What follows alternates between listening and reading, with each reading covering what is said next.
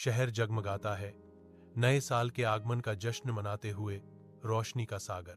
एक धुंधले कमरे के अंदर आर्यन खिड़की के पास बैठा है, उत्सवों से अलग। उसके चेहरे पर थकान हावी है, उसकी आंखों में गहरी निराशा झलकती है। शहर की खुशी भरी जय जयकार मुश्किल से ही उसकी एकांतता में प्रवेश कर पाती है। मंद प्रकाश में आर्यन खिड़की के पास बैठा है, डूबते शाम के खिलाफ एक सिलहूट, अपनी यादों की भूल भुलैया में खोया हुआ। वह अपनी पुरानी डायरी निकालता है। इसके घिसे पिटे पन्ने बीते दिनों का प्रमाण है। हर प्रविष्टि बीते पलों की फुसफुसाहट है। पिछले साल की असफलताओं को याद करते हुए उसके चेहरे पर एक छाया छा जाती है। हर याद एक दर्दनाक गूंज, एक गहरी आह उसके होठों से निकलती है, क्योंकि वह अपने विचारों के भार के आगे झुक जाता है। इस बात से आश्वस्त है कि नया साल कोई बदलाव नहीं लाएगा। शाम का सूरज आर्यन के कमरे को एक नरम उदास रोशनी में लपेटता है, लंबी छायाएं डालता है जो फीके पड़ते दिन के साथ खिंचती और नाचती हैं। दादाजी की परछाई दरवाजे में दिखाई देती है। उनकी उपस्थिति आर्यन की निजी दुनिया में एक कोमल घुसपैठ है। लकड़ी के फर्श पर नरम कदमों की गूंज सुनाई देती है, क्योंकि दादाजी आते हैं। उनकी चाल मापी हुई और सावधान है।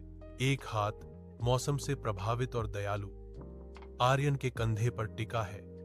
एक साधारण स्पर्श के माध्यम से व्यक्त एक मौन प्रश्न, दादा की आवाज चिंता से भरी, शांति को तोड़ती है, तुम खुश क्यों नहीं हो? आर्यन का जवाब हवा में भारीपन से लटका हुआ है। एक शब्द अनकहे भाव से भरा हुआ है, मैं निराश हूं। शांत बगीचे में जैसे ही शाम उतरती है, दादाजी आर्यन का मार्गदर्शन करते हैं। डूबता सूरज हरे भरे लॉन पर लंबी छायाएं डालता है। दादाजी एक मुरझाए हुए पौधे की ओर इशारा करते हैं, जिसका रूप जीवंत पृष्ठभूमि के खिलाफ निर्जीव प्रतीत होता है। यह पौधा मरा हुआ लगता है ना? दादाजी कहते हैं। उनकी आवाज शाम की हवा के खिलाफ नरम है, लेकिन ऐसा नहीं है। यह अपनी जड़ों को मजबूत कर रहा है, दादाजी ने खुलासा किया, छिपी हुई जीवन शक्ति का संकेत देते हुए, ताकि यह वसंत में फिर से खिल सके। वह कहता है, पुनर्जन्म का वादा गोधूली में गूंजता है।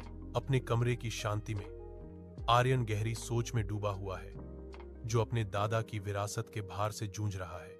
दृढ़ संकल्प से उसकी विशेषताएं कठोर हो जाती हैं। उसकी आंखों में एक दृढ़ संकल्प बनता है। वह अतीत को पीछे छोड़ने की कसम खाता है, नए साल में बिना बोझ के कदम रखता है। आर्यन अपनी डायरी खोलता है। इसके खाली पन्ने एक नई शुरुआत का वादा करते हैं। मैं एक नई शुरुआत करूंगा, वह घोषणा करता है, अपनी कहानी को फिर से लिखने के लिए तैयार। आधी रात की घंटियां रात को चीरती हैं, जैसे दूर के पटाखे एक नई शुरुआत की गूंज करते हैं। अपने कमरे की शांति में आर्यन अपनी मेज पर बैठा है। एक पुरानी डायरी एक मूक विश्वास पात्र की तरह खुली है। उसकी कलम पृष्ठ पर नृत्य करती है। हर स्ट्रोक जानबूझकर कागज पर उसके संकल्प को उकेरता है। आज से मैं अपनी खुशी की जिम्मेदारी लेता हूं, आर्यन लिखता है।